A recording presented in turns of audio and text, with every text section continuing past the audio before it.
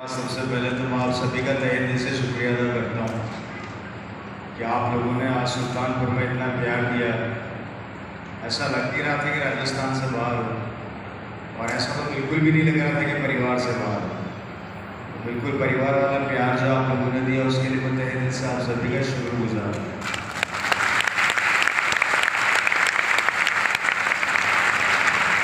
ये इस बिज़नेस की क्वालिटी समझ लो, इस बिज़नेस का बड़प्पन समझ लो कि यहाँ पर आपको सब कुछ मिलता है, पैसा, लाइफ स्टाइल, और सबसे बड़ी बात जो यहाँ पे ये प्यार मिलता है। ये प्यार कमाना बहुत मुश्किल काम है। मैंने अपनी ज़िंदगी में बहुत बड़े बड़े बिजनेसमैन देखे हैं, अच्छे अच्छे बड़े बड़े व्यापारी देखे हैं, अच्छी अच्छी पोस्टों पर बैठे नौकरी करते हुए लोगों को भी देखा है, लेकिन मैंने ऐसा सम्मान होते हुए कहीं पर भी नहीं देखा कि जो सब कुछ मुझे मिले। समझ में आ रही है आप लोगों को? यस। तो एक तो मेरा प्रॉब्लम है बहुत बड़ा, मेरे 2-3 बहुत खतरनाक प्रॉब्लम है। मुझे हंसते हुए चेहरे बहुत पसंद आते हैं। तो एक बार मुस्कुरा दो जिससे कि मुझे लगा कि आप लोग जिंदा हो, नहीं तो मैं निकल लूंगा। ये ऐसे टुकड़ों में मत हंसो, हंसना तो भी ढंग से हंसो। एक बार खड़े हो जाओ और जोरदार हंसो और एकदम से मस्त वाली ताली बजा दो अपने आप के लिए। बहुत बहुत धन्यवाद, थैंक यू। नींद उड़ गई? अब तो नींद नहीं आ रही? चलो बहुत बहुत अच्छी बात है दोस्तों। और अब मैं आपको आया है इस बिजनेस की बात को करने के लिए कि आरसीएम क्या है, ये हमें दे सकता है, ये बिजनेस किस तरीके से जिंदगी को परिवर्तित करता है, वो सब जानने के लिए। और जानना भी जरूरी है, क्योंकि दुनिया के अंदर इंसान बड़ा तभी कर पाता है जब वो अपनी सोच को कुछ अलग रखे या कुछ अलग तरीके से सोचे। मैंने कहीं पढ़ा था कि जीतने वाला कभी कुछ अलग नहीं करता, वो हर काम को अलग ढंग से करता है। मेरी बात समझ में आ रही है? अगर आप अपने काम के तरीकों में कुछ परिवर्तन लेकर आएंगे और अपनी सोच में परिवर्तन लेकर आएंगे तो ऊपर वाला भी हमारा साथ देता है। लेकिन हमारे साथ सबसे बड़ा प्रॉब्लम क्या है, हमारे आसपास का माहौल हमें बड़ा करने पे इससे रोकता है। हमारे आसपास का जो माहौल है, जिस माहौल में हम रहते हैं, वो माहौल हमें हमेशा रोकता है कि हम बड़ा ना कर पाए। और उसी कारण से हम में से बहुत से लोग जो बड़ा करना चाहते हैं वो कर नहीं पाते। फॉर एग्जाम्पल, अगर आप कुछ बड़ा करने का प्लान करते हैं, आप जिंदगी में आगे बढ़ने की सोचते हैं, तो हमारे दोस्त, हमारे पड़ोसी, हमारे रिश्तेदार हमें क्या बोलते हैं? शक्ल देखिए है, तू बड़ा करेगा, बचपन से देखता आ रहा हूँ, यहीं पे रहा, यहीं पे रहे, ज्यादा बाहर निकलने की कोशिश मत कर। राइट? वो हमारी सोच को छोटा कर देते हैं। कारण ये है क्योंकि वो तो सफल होते नहीं है और जो होना चाहते हैं उनको होने देते नहीं है। बात समझ में आ रही है? और इसी कारण से हम में से बहुत से लोग अपने सपनों से बहुत दूर हो जाते हैं। सपने कौन से? सपने वो जो हमने बचपन में देखे थे, सपने वो जहां पर हम जिंदगी में आगे बहुत कुछ करना चाहते थे, सपने वो जहां पर हम एक शानदार लाइफ स्टाइल जीना चाहते थे, है या नहीं? मुझे आज भी याद है, मैं अक्सर बोलता हूँ कि जब मैं 18 साल का या 19 साल का रहा था, या आप लोग 18 या 19 साल के रहे होंगे, तो आपके सपने बहुत बड़े बड़े रहे होंगे। मैं राइट कह रहा हूँ? सही कह रहा हूँ, गलत कह रहा हूँ? आपने भी सपने देखे होंगे कि एक दिन मेरे पास गाड़ी होगी, बैलेंस होगा, बंगला होगा, मेरी जिंदगी बहुत खूबसूरत होगी, मेरे ऊपर कोई कर्जा नहीं होगा, किसी तरह का कोई लोन नहीं होगा। Right sir? ये सपने हम देखते हैं, लेकिन हम जैसे जैसे उम्र के साथ साथ बड़े होते जाते हैं तो हमारे सपने ऑटोमेटिक छोटे होते जाते हैं। मुझे आज भी याद है, जब आरसीएम हमारे परिवार में नहीं आया था और मैं छोटा था, अपनी पढ़ाई कर रहा था, तो मैं हमेशा ये सोचा करता था कि मैं अपने मम्मी पापा को विदेश की यात्रा तो जरूर कराऊंगा। लेकिन जैसे जैसे मैं हकीकत की दुनिया में आया, जैसे जैसे मैंने अपनी एजुकेशन कंप्लीट करी और मार्केट में निकला, तो मुझे पता ये लगा कि भैया रवि, इस मार्केट के अंदर तू अकेला नहीं दौड़ रहा, 140 करोड़ रवि और दौड़ रहे हैं। कितने रवि और दौड़ रहे हैं? 140 करोड़, 140 करोड़। और ये 140 करोड़ जो रवि दौड़ रहे हैं, ये सब एक ही काम के लिए दौड़ रहे हैं, पैसा कमाने के लिए। और पैसा कमाने के 3 रास्ते हैं, नौकरी, बिजनेस, तीसरा खेती बाड़ी। ये 3 ऐसे मेन रीजन है पूरे वर्ल्ड में जिससे आप पैसा कमा सकते हो।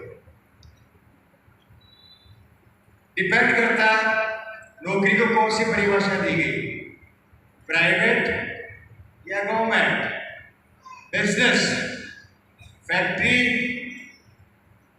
या शॉप, और खेती बाड़ी सिर्फ एक खेत। ये रास्ते हैं जहां आप पैसा कमाते हैं। मैं सही कह रहा हूँ, गलत कह रहा हूँ? यस। जब मैं अपने एजुकेशन कंप्लीट करके यहाँ पर आया तो मुझे ये लगा कि यार मैं अकेला नहीं हूँ, बहुत सारे रवि मार्केट में घूम रहे हैं जो पैसा कमाना चाहते हैं।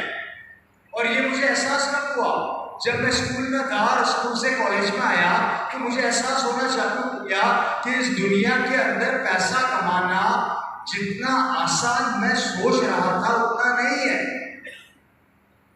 उतना आसान नहीं है। मैं एक चीज बताता हूँ आपको कैसे नहीं है, देखो समझना, राइट। मुझे इस कॉलेज में कैसे पता लगा, मैं जब कॉलेज में आया और कॉलेज में आके जब मैंने अपनी पढ़ाई चालू करी तो मेरी कॉलेज के अंदर बच्चे थे इतने सारे। ये सब बच्चे अपनी जिंदगी में कुछ करना चाहते थे, ये सब बच्चे आगे बढ़ना चाहते थे।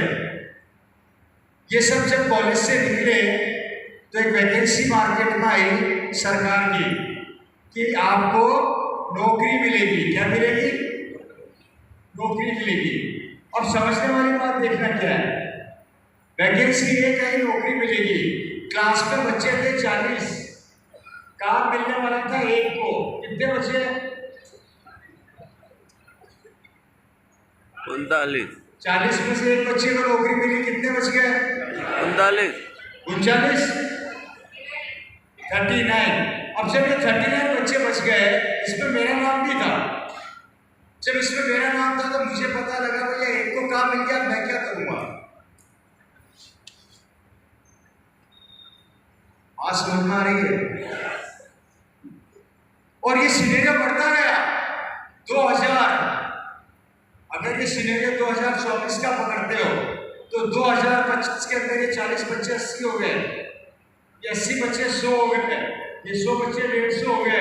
जैसे जैसे समय बढ़ता जा रहा है जनसंख्या बढ़ती जा रही है, और जनसंख्या बढ़ती जा रही है तो कंपटीशन बढ़ता जा रहा है, और कंपटीशन बढ़ता जा रहा है तो काम खत्म होता जा रहा है, और काम खत्म होता जा रहा है तो बेरोजगारी बढ़ती जा रही है, और बेरोजगारी बढ़ती जा रही है तो बच्चे सड़कों पे घूम रहे हैं, और बच्चे सड़कों पे घूम रहे हैं तो वो अपने माँ बाप के दुश्मन बनते जा रहे हैं, और जब अपने माँ बाप के दुश्मन बनते जा रहे हैं तो उनमें से कई बच्चे डिप्रेशन में जा रहे हैं, और जब कुछ बच्चे डिप्रेशन में जा रहे हैं तो वो आत्महत्या कर रहे हैं। और आत्महत्या करने का नतीजा ये है कि 2025 में हिंदुस्तान के 0.5% बच्चे आत्महत्या कर रहे हैं, जो 2030 में हो जाएंगे 10% और 2034 तक आते आते हो जाएंगे 15%। अब समझ में ये नहीं आता काम कहाँ से लाएं, व्यापार कहाँ से लाएं, क्योंकि पुराने मगरमच्छ नई मछली को पैदा होने देते नहीं है, उससे पहले खा जाते हैं।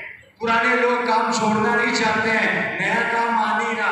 अब मेरे को ये आप लोग बताइए कि मेरे जो सपने बचपन में थे या आपके जो सपने बचपन में थे अब पूरे कैसे होंगे और हम बड़े कब बनेंगे? ताली मत बजाइए, नहीं चाहिए ताली, चिंतन कीजिए, मुझे आंसर चाहिए, ताली नहीं चाहिए।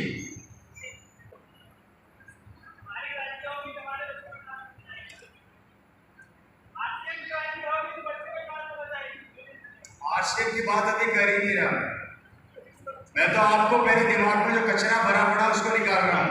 मैं कल मीटिंग में बता रहा था, आज फिर बता देता हूँ। हम गलती क्या करते हैं? हम गलती यही कर देते हैं, हम आरसीएम को भर देते हैं। मैं बता देता हूँ कैसे भर देते हैं।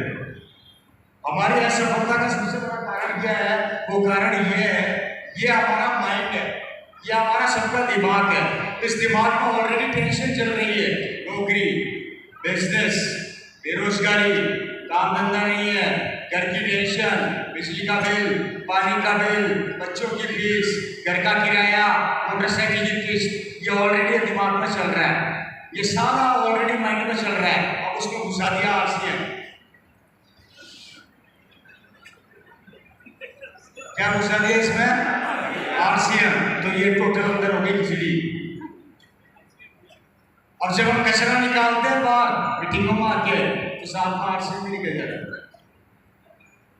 तो दिमाग फिर खाली। और जब दिमाग फिर खाली होता है तो फिर बोलते सर समझ में नहीं आया। समझ में तो आया सर, 2 महीने का रखा, सामान खरीद के छोड़ दिया, वो इसलिए छोड़ दिया कि कचरे के अंदर और ज्यादा आरसीएम बढ़ गया। पहले कचरा निकालते फिर आरसीएम घुसाते तो शायद तो अंदर ही रहता। बात समझना है। अभी मैं क्या कर रहा हूँ? अभी मैं प्रदेश कचरे को निकाल रहा हूँ, फिर उसको घुसाऊंगा। आ रही है बात समझ में? Yes. आरसीएम को समझने से पहले अपनी जिंदगी तो समझ लो कि चल क्या रही है।